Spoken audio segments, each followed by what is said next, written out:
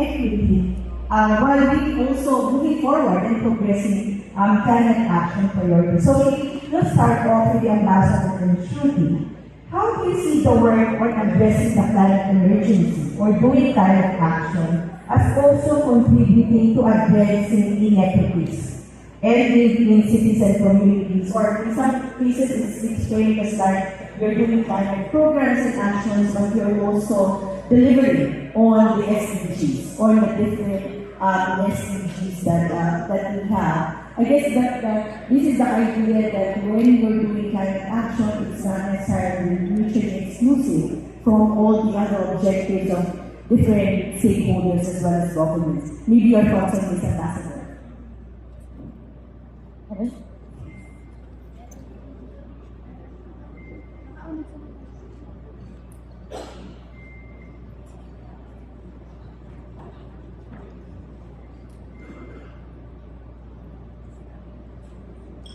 Hello. Thank you very much. Magandang umaga sa inyong lahat, and I am equally absolutely delighted to be here with this amazing panel. And I can't start without saying how inspired I was by both of you mayors. I thought you were brilliant.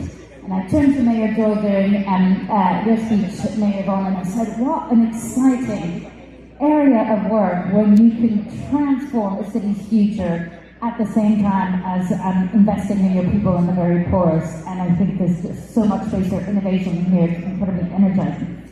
And to answer your question, working on climate and working on inclusion are not mutually incompatible, but indeed what is important to remember is that climate actions don't necessarily promote inclusion by definition, nor do they impact on all people in the same way, right? So like any development intervention, there will be some people that benefit more than others. And I think what this panel is about, or this whole discussion today, is fundamentally recognizing that unless you are very specific and deliberate about climate action, focusing on inclusion and focusing on rights, you won't necessarily do that. But if you are deliberate, if you target policies, interventions, and programs at the most marginalized, at women and girls, at the disabled, at climate migrants, then not only can you promote climate action, but you can address inequality. And in fact, what was so inspiring about those speeches is that you can leapfrog development. So for me, it's that kind of sweet spot between those three objectives in that sweet spot on our Venn diagram is where we want to be, right? But I think that also involves us being very clear that climate action is obviously about the science, about mitigation, about all of those aspects. But it is also about human rights, it's also about social justice, it is also about inequality. And so those two conversations cannot be separated if we want to have the just future that the two mayors were talking about. And so this is what I find incredibly energizing. And if I may for one moment talk about the UK government, last year we published a white paper on international development, and to make sure I've got the title right, it's called Ending Extreme Poverty and Tackling Climate Change. And it has the two in the same phrase, in the same title, precisely in recognition that the two cannot be separated and addressed independently. So we're really proud to be promoting that argument that unless you have an integrated approach for both, your chances of delivering either are going to be immensely reduced, right? And you're only ever going to be looking at one part of the story. So I think this is what the UK government is, why the UK government is so proud to be contributing to C40 and this initiative, because precisely as you were saying, Mayor, C40 gets it and is really, really committed to engaging with communities, as you were so ably setting out, Mayor Yvonne, and having a grassroots, bottom-up approach to climate action that complements, obviously, all the work that needs to be done on mitigation, climate calculators, drastically reducing big energy led emissions, etc. Thank you very much for that, Ambassador. I know we still have around, but I think in the course of the survey as well, that's something that already came up. You cannot expect everything to be there when you really kind of action to happen on its own. So it has to be targeted, deliberate, conscious in terms of your effort to actually integrate and make it at the core of any climate action as well. So maybe Shruti, noting that C40 has an ongoing strengthening work on inclusive climate action, and one of the pillars I recall with cities is really looking at inclusive climate action as a pillar, both mitigation, adaptation, and governance. Can you share more how C40 is working with cities is approaching this, taking off from what the Ambassador mentioned that needs to be very much conscious, articulated, and be programmatically embedded in terms of looking at not just the plans, but the implementation, which I would recognize that the UK government has been supporting cities from planning, and now we're moving towards implementation and action.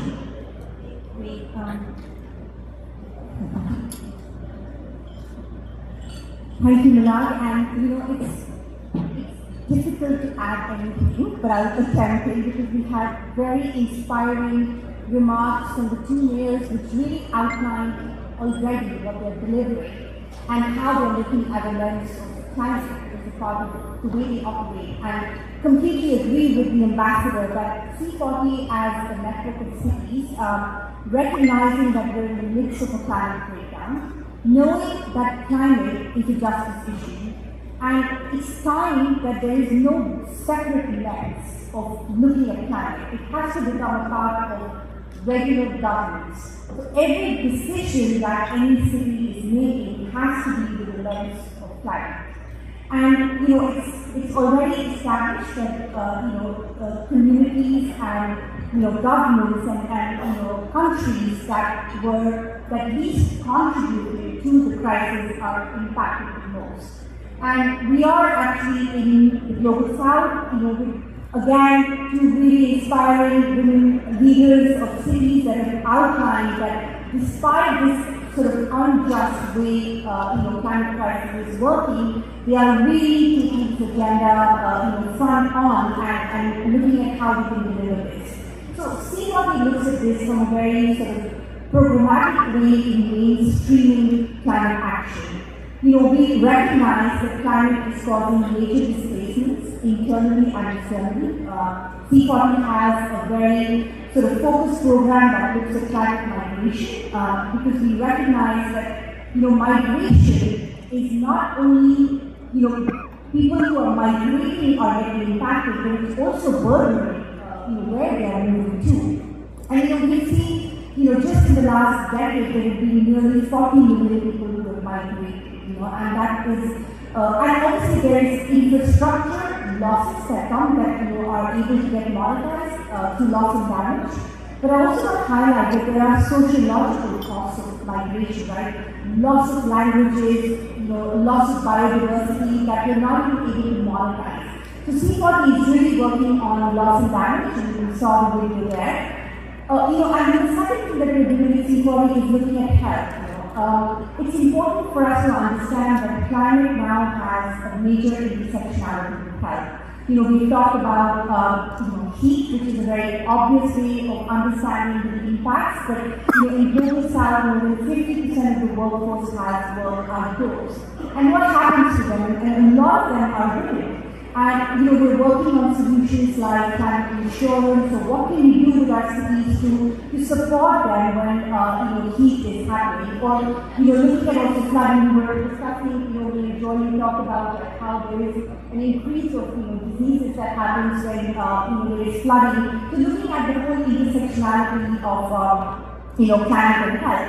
And then there is the economic aspect, which we discussed, and there have been many examples on looking at the green job creation. How can we look at this transition from an economic perspective and creating jobs? We have, so for us, it's fundamentally supporting cities in understanding inclusivity and equity, from starting from how they're developing their climate action plans, which has a very fundamental lens to looking looking at their trajectories and targets with inclusion, and then how they're delivering on ground. And the workshop that we're in the midst of is the Regional Academy that is looking at implementation to the support of the FEDO, which is bringing together this peer learning on equity, becoming a very mainstream lens on every single climate action that a city is outlining.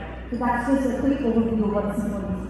Thank you very much, Shruti. You touched on some very global aspect when you're talking about equity, you're talking about women and gender, but also, of course, some localized at the country level, like Bangladesh, when you talk about climate migration that also happening across different cities. So maybe I would bring that question for our viewers. You already made like really inspiring and in fact very detailed programs that you were doing. Just going back to the idea that sometimes when we talk about the inequities that relates to climate change, there's a big focus on impacts, right? Like who gets impacted. But I'll be picking up on what the master mentioned, that it's also looking at if you implement mitigation actions, for example, transition in transport, transition to renewable energy, you need to also look at who benefits, right? For example, one of the conversations is that in the whole transition on sustainable buildings, when you look at construction,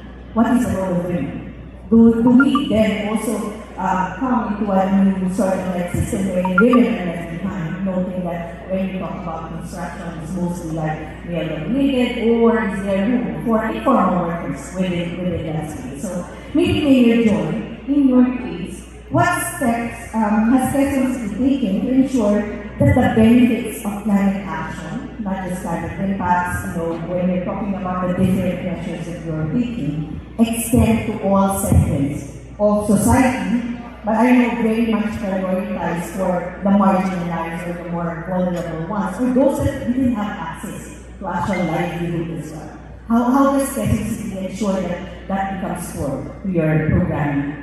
Well, first in general, Quezon City practices a very grassroots form of governance. So integral to our governance style is the participation of our people. So here in Quezon City, as I mentioned yesterday, we have over 5,000 people's organizations, civil society organizations that are accredited with the city that represent about 24 different sectors. Among them, the most marginalized, including our urban farmers, including our women disaggregated into different categories of women, children, the youth, our elderly, etc. So in policy making, in planning, as the City Council can attest, we always consult with these different sectors with regards to the different programs and policies that the city intends to do. And as you say, in a very deliberate way, it is important to expose them to the climate lens so that they can make decisions, or they can actually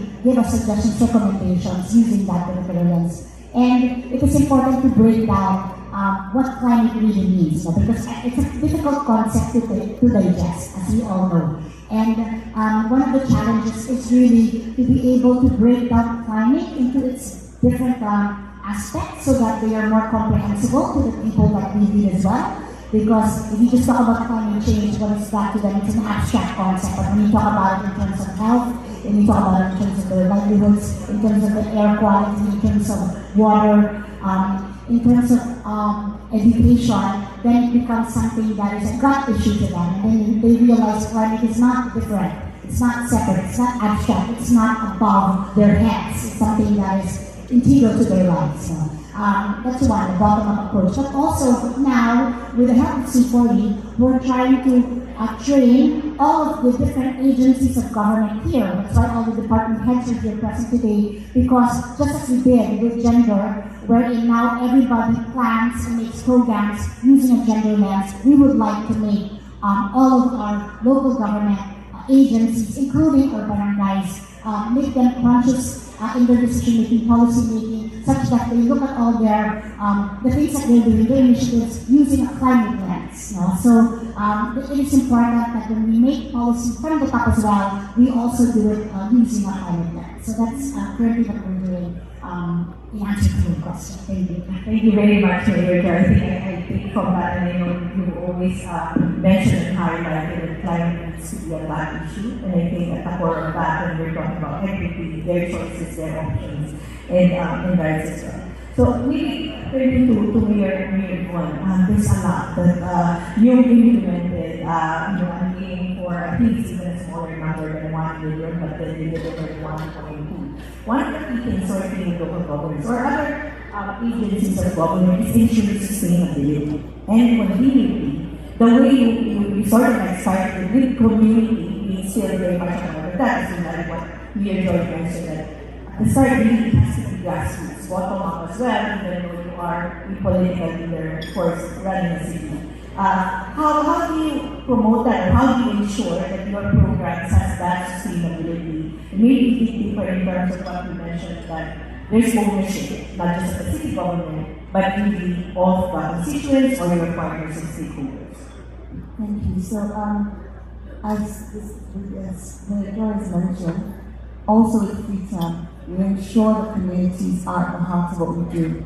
That's important for sustainability because it impacts design. Often where things fail is where the design doesn't reflect the reality on the ground.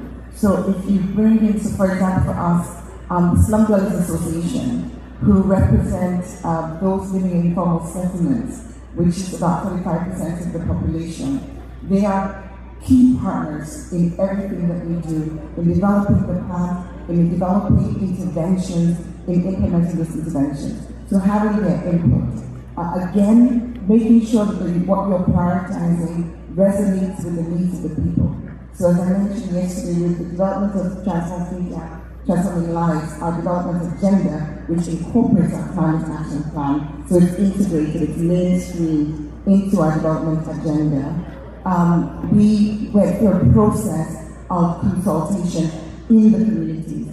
So focus group meetings in communities, not at the city hall, but in communities. Getting community members to prioritize, to vote for what their biggest priorities were. And just as Mayor has said, the notion of climate change is actually translated into this is what it means for me. And when you do that, when you say flood mitigation is going to prevent the losses that you experience when your properties are flooded, your goods are destroyed, and your livelihood is threatened, then you begin to have a conversation which is not about concepts or big words, but it's actually about what is going on in my life. When you can translate, or when you can present the problem in a manner which resonates with the people, then designs come through which are sustainable. Sustainability also has economic implications. It's one of the things that we're very conscious about is not to implement projects, donor-funded projects, for example, which will start today and end tomorrow. When you're looking at how you design, it's important that whatever you do will continue beyond initial capital investments. That it's done in a manner in which, for example, with sanitation, we've really pushed back on anything that involves economic incentives which are externally generated or externally put into the system. We've got to ensure that if the waste, which is a costly yet valuable intervention, that it's done in a sustainable way. So the circularity that we talked about before, for example, the liquid waste management, let me give an example to maybe break it down a little bit more.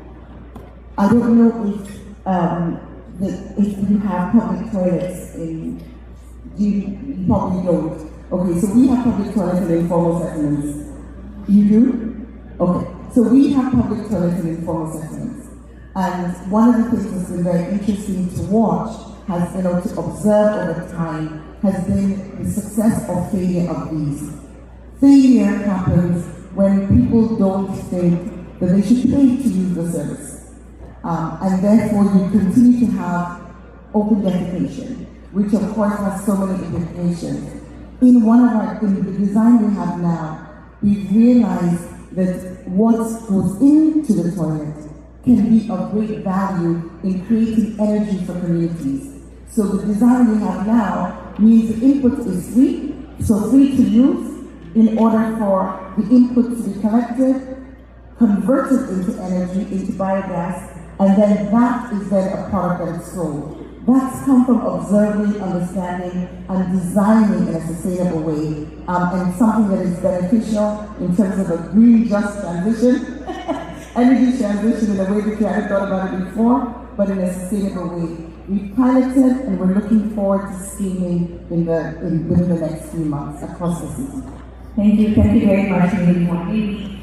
Of course, we won't have time for a Q&A, but our speakers will be sort of like questions as well as comments. I think we have about 10 to 15 minutes to do that. But we assembled this panel as well because we know that I think you did mention most that while the response is very local, the problem is global, and so there needs to be a global cooperation. They're just listening to what you're mentioning. I'm sure that other cities, C4 and also partner cities, maybe need to understand a bit more what to do and is there like what possibility for replication and scale. So maybe I'll just come back to Shruti in terms of C4 having this like pillar of knowledge sharing and really working with members as well as the other communities of cities. So my question would be, how do you think cities can maximize the benefits of being parts of networks like C4B, in collaboration, in their pursuit, particularly within climate resilience and climate change and that nexus? Great, thank you, Milag. So, I think the premise of C4B is pure learning, and that's sort of the foundation of why it's come together. And, we're about 100 cities globally that are members, but we work with many cities across the world that are not our members to influence them. And I think, for me, and I'm sure it's true, even just the morning 1 hour when the 2 mayors spoke was so much learning that happened, right? That just shows the power of bringing all of these 100 mayors together, and learning. And we're going to talk about the Buenos Aires, the World Summit, that the mayor summit that we do every 2 to 3 years, where we bring all the city mayors together to learn and share knowledge. And those become really powerful peer learning tools of understanding and learning on what worked, but also what didn't work. Because we don't want to spend time in doing things that didn't work if someone has already experienced that. And there is no better way of hearing from another city leader, because the partner organization can talk about it, but they get each other, right? Right here, they know, and I was just hearing conversations and they were literally talking you know what I mean, and they really know that. And so we have a lot of peer learning as a sort of basis of bringing cities together, but we also believe in advocacy, and I want to just bring that point. I think it's really important now as we're going into this next 5 years of the global stocktake and where we are in the climate breakdown, that the lens of climate, as we discussed, needs to become like a paradigm shift in really looking at that one lens. But also for cities to become these champions of driving action at the subnational and national government through the lens of equity, because they really understand that delivering on ground, like Mayor Yvonne talked about the locally led action, that needs to be sort of scaled up and brought to the attention of subnational and national governments for cooperation and also on global platforms. We really engage on UNGA and other advocacy platforms where we bring the voice of cities on equity and justice. So those are the ways in which we bring the cities together. Okay, I'm doing something before I turn to the ambassador in like a broader international cooperation space. Mayor Joy and Mayor Yvonne, one thing, very briefly, if there's one thing that you would want to learn and exploit from another city, thinking about your programs, what would that be? How to plant 1 million trees in 2 years. Because I plan on planting 1 million trees in 6 years, but Mayor Yvonne, you can do it in 2. So I don't know what to do because and we have all the barangay leaders out there, barangay, Casacolay, kaya ba natin 1 million trees in 2 years? It was 3 years. Now we're seeing leaders challenging each other inside. Mayor Yvonne. I think the joy of farming, the joy of urban farming. I just said to Mayor Joy, we've got space, we don't, but I think this, the scale at which you've done the urban farming is something that we'd really like to learn from. I think that would be it, because the food insecurity aspect of climate change gets addressed through that. Mindset with children. I would love to see us being able to implement that and implement it in school as part of the school feeding program as well. So we'll be chatting about that. We have a mutual sort of connection definitely here going on, but Singapore is like 19 cities now, or so there's a lot, and we have cities within the Philippines as well that you can share. Maybe over to the ambassador, just quickly. This theory, sort of like performance of the mayors as well, what do you see as the most typical area for future international cooperation in climate action? Noting that, for example, the program that Shruti referenced is actually in Africa, in Latin America, and in Southeast Asia. The UK government also works with national government and other partners. What would be key in terms of what we see as far as the critical area for future international collaboration?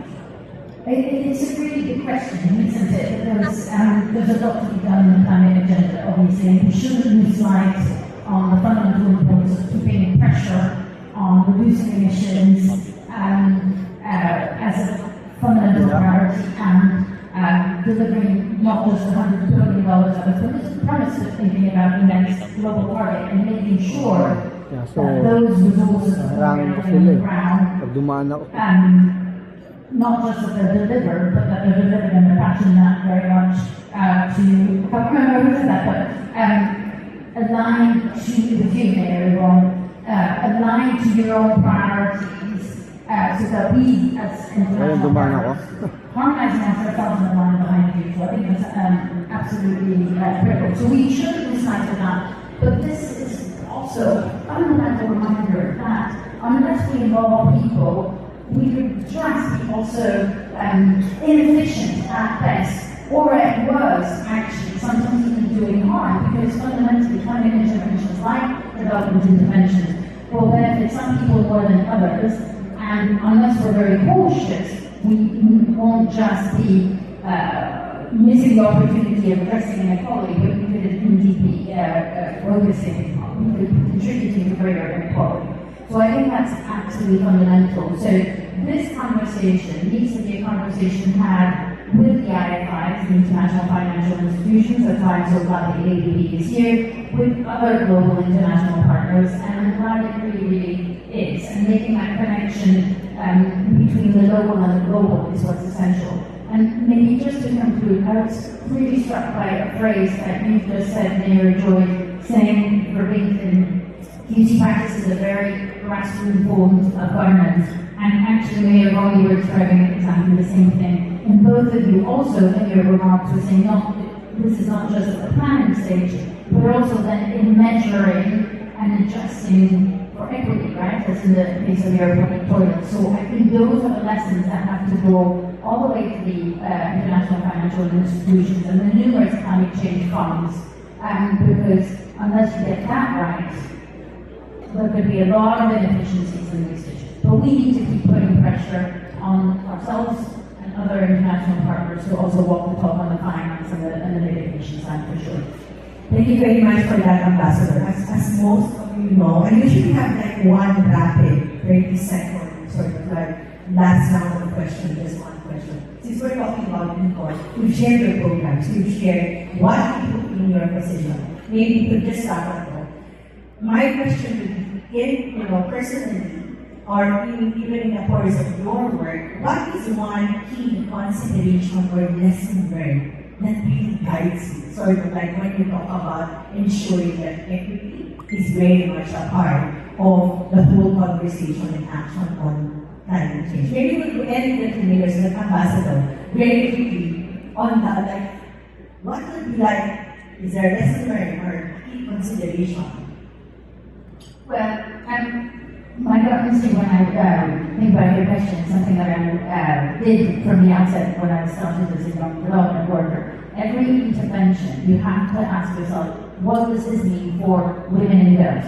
What does this mean for vulnerable people? What does this mean for the most disenfranchised? And if we ask ourselves that and see their views, then I think we'll get really clear answers that may be the ones we don't expect. So I think that's a fundamental lesson for climate action. Thank you very much. Shruti? To me, it's locally led action and climate governance. I think those two can really be paradigm shifts in the way we're looking at things.